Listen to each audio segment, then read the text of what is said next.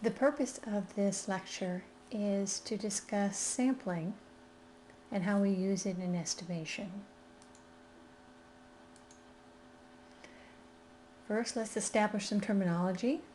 When we use the term parameter, we're talking about something that's describing a population, such as a population mean or a population variance. When we use the word statistic, we're talking about something that we've calculated from a sample, like a sample mean or sample variance or sample standard deviation.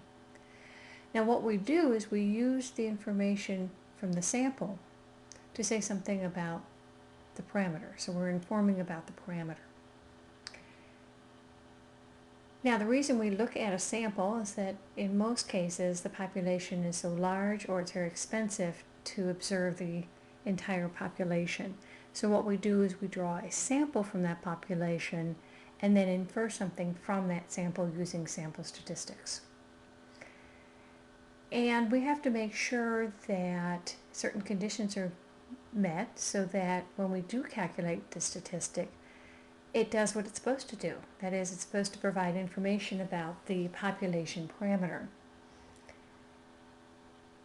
Generally, what we want to do is make sure that we have a random sample, and that ensures us that we have confidence that that sample statistic is a good measure for the population. So let's talk about what sampling is. Well, sampling is just looking at part of the population. So we draw a random sample. And in a simple random sample, every observation in the population has an equal chance of being selected. Key is to make sure there's no pattern, any bias in how we collect the data. So we want it to be a fair sample so that we have a fair representation of the population. Now there's always going to be some sampling error, and that's the difference between the observed value of the statistic and the parameter. If we have a population that has 1 million and we're going to take 1,000 out of that 1 million as a sample, chances are the sample mean is not going to be equal to the population mean. And there's always going to be some sampling error. And what we have to do is be conscious of that when we're trying to infer something about the population. Now, random sampling should be pretty good in terms of generating a sample that represents the population. But since we are only taking a small part of that population, we know that there's going to be some sampling error. Now we could take repeated samples. And if we take repeated samples and look at the sample statistics, we then have what's called a sampling distribution. Now what we mean by that about repeated samples is the following. Let's take our population that consists of 1 million observations. If we grab 1,000 observations per sample and calculate the sample mean, we have a single sample mean.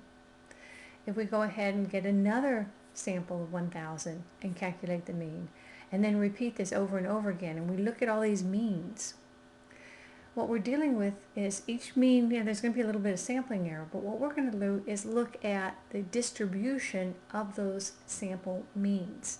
That is the sampling distribution. Now the sampling distribution is if we take repeated samples. So I could run this in Excel very easily where I draw a sample of say 10 and another sample of 10, another sample of 10 and so on, and I would for each sample take a mean and then look at how the means are distributed. And there's some examples that we can provide for that. But basically, the samples are all drawn from the same population, so if we look at those sample statistics and we look at the distribution, we're going to see that not all of them are equal to the population parameter. There's going to be a distribution about that. Chances are most of them are going to be close to the population parameter. But it's possible to draw a sample where you get a mean that's different, quite different from the population mean. And that's the whole purpose of this diagram, is you could have different sampling distributions. Generally, this measure of central tendency of that should be equal to the population mean. but there's going to be some sampling error with every sample. Now we can take stratified random samples, and this is to ensure that if we have subpopulations that we represent them into this sampling. For example, if we had looking at bonds, and there are AAA bonds, AA bonds, single A bonds, triple B bonds, and so forth. If we look at the population of bonds, we'd see that there's a larger number of AA bonds than there is AAA. So the chances are we'll get more AA bonds in our sample than AAA. In fact, we might get so many that we kind of swamp the results with AAA.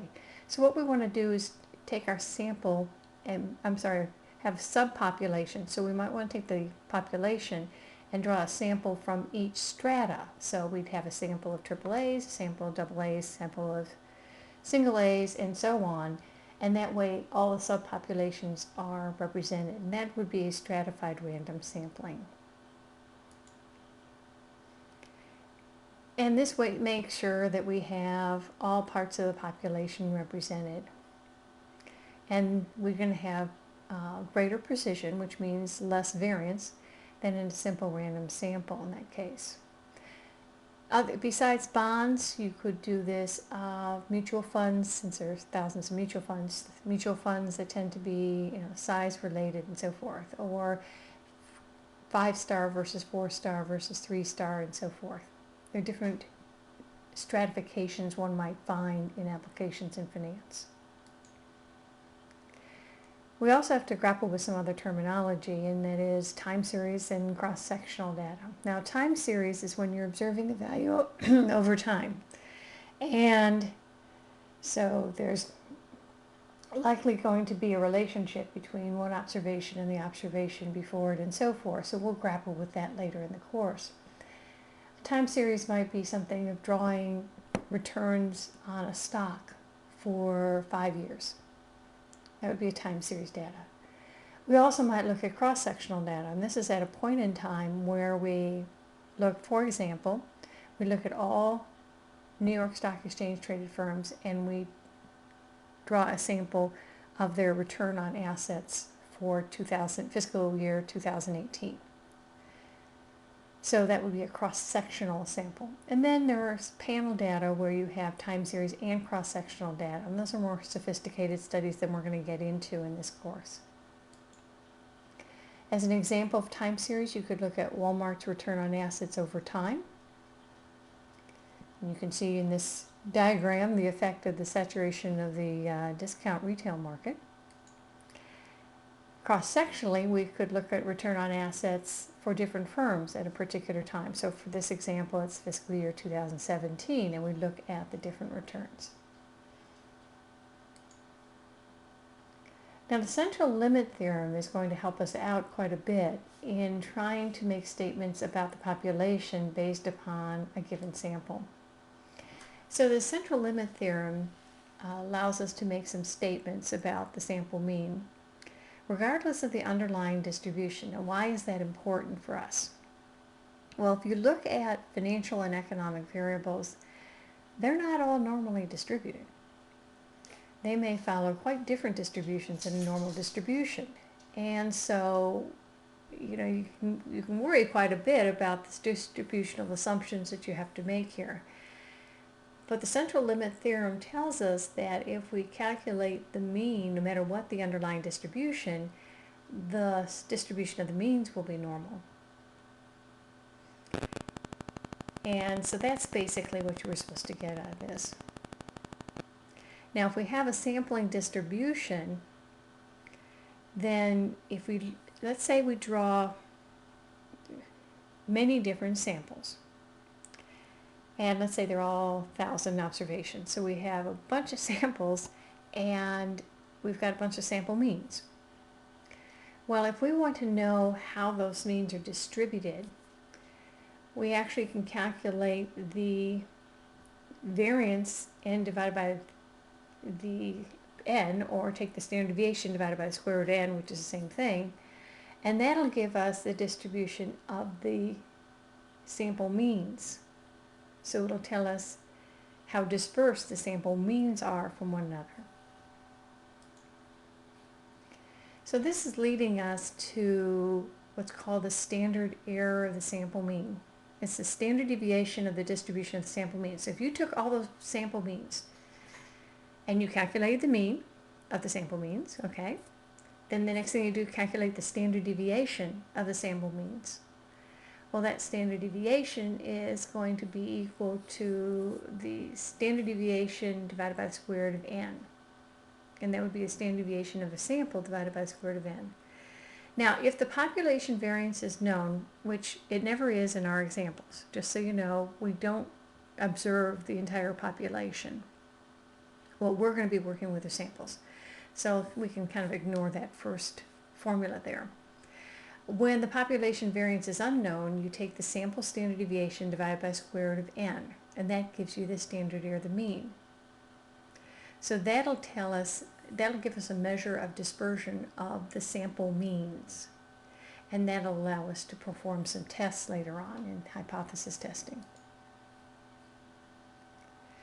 Now, if you have a large random sample, the distribution of the sample mean will be approximately normal. And you can try this out in Excel and draw some samples. Use the norm_in function, and then you can generate samples and look at the distribution of the sample means. The mean of the distribution will be equal to the mean of the population from which the samples are drawn. And this is if you have a large random sample. And then the variance of the distribution is equal to the variance of the population divided by the sample size, or the standard deviation divided by the square root of n, which is what we'll be using as we go on. We'll be putting everything in terms of the standard deviation.